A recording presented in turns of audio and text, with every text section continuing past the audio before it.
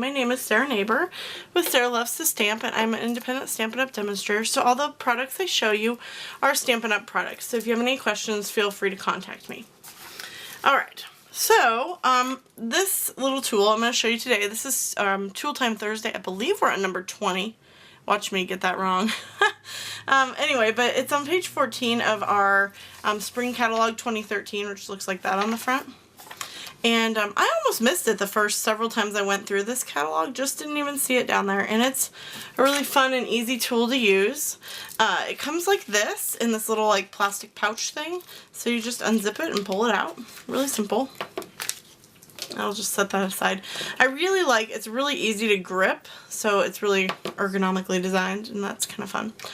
Okay, so I'm showing you another little piece of this card here, this vintage card I made for one of my leadership 2013 swaps, and it has this piece in the background, the espresso piece back there, that is distressed on the edges. I'm sure you can see how it's a little bit fuzzy over here.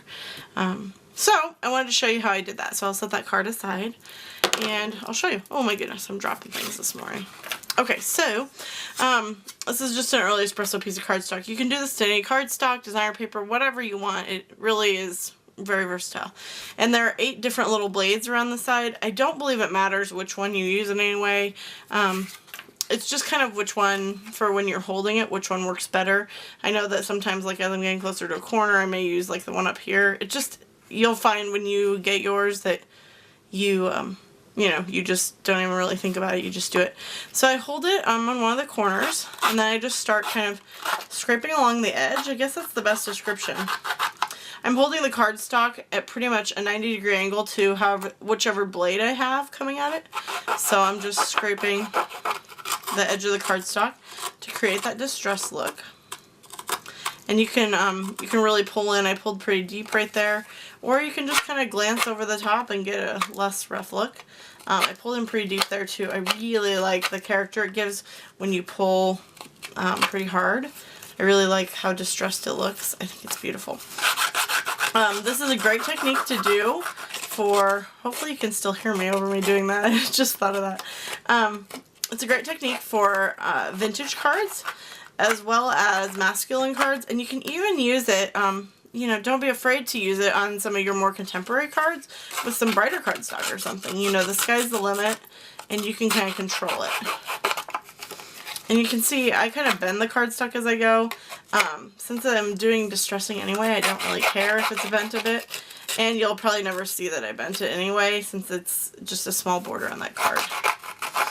Alright, so, oopsie, I'm bending it even more. Okay, so there's that.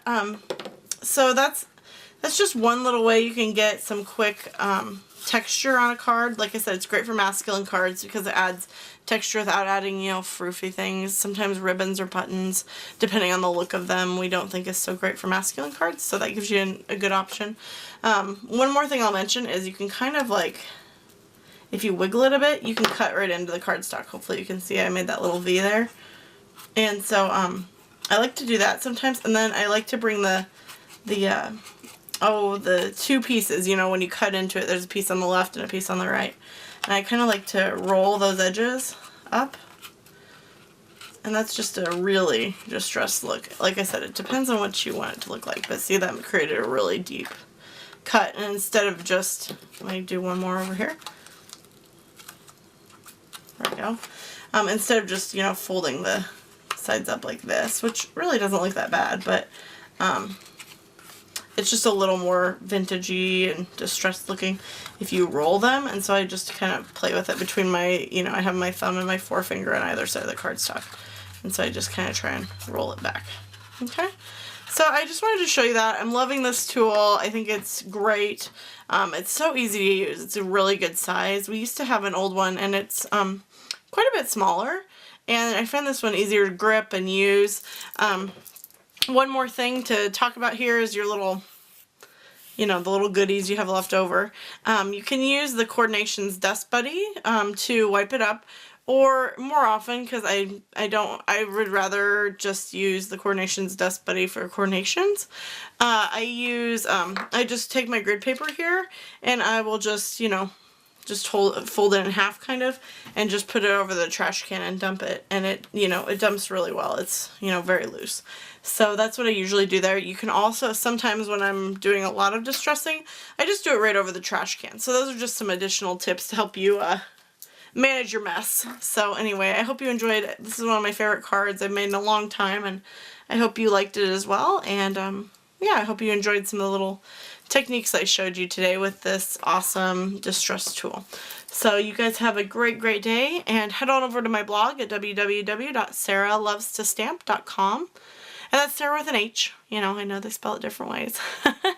And sign up for my mailing list while you're over there. The great thing about my mailing list is that you will get a monthly newsletter with lots of fun project ideas like this one, and tool tips like this one, as well as other ideas coming to your mailbox every month. So just sign up for my newsletter there.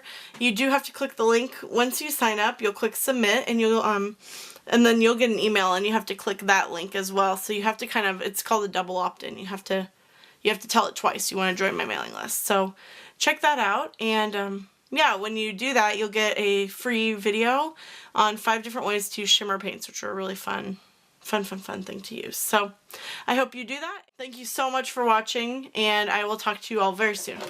Have a great day.